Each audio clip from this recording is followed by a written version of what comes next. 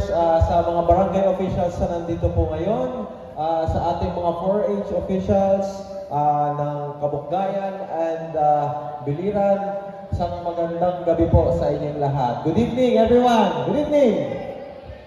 Good evening. Woohoo! Ayan. Okay, una po sa lahat, I would like to congratulate the 4-H for a very splendid 2023. Congratulations po. Palakpakan naman natin ang ating mga sarili. And of course, ang ating congressman din po is invited today. Baka po makapunta po siya mamaya.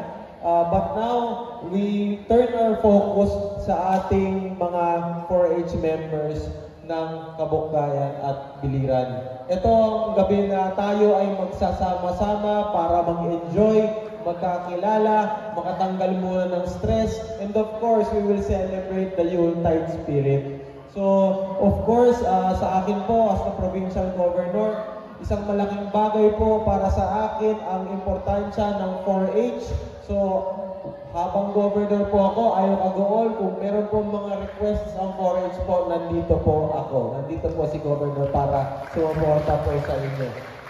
Dahil alam ko nga nandito tayo ngayon, ako ay merong ibibigay na pandagdag sa paraffol ngayong araw na ito. Pantulong sa lahat ng mga chapters at kahit paano meron tayong mga papremyo.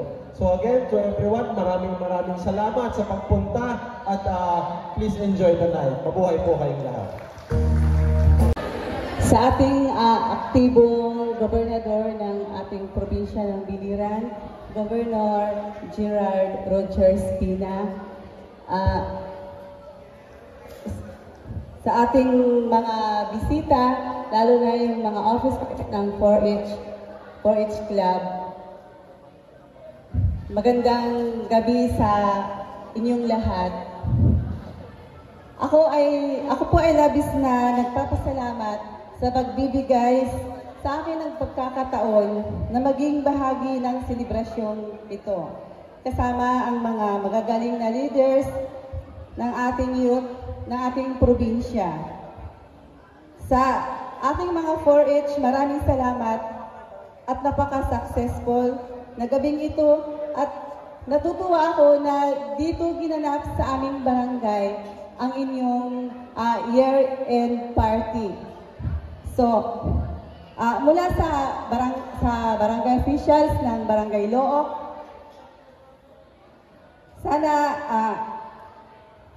naway hindi ito ang maging simula ng bagong masaganang taong darating para sa ating lahat. Magsama-sama po tayo, tulong-tulong para sa progresibong probinsya ng Biliran. Maraming salamat po at magandang gabi sa ating lahat. Merry Christmas in advance. Good evening.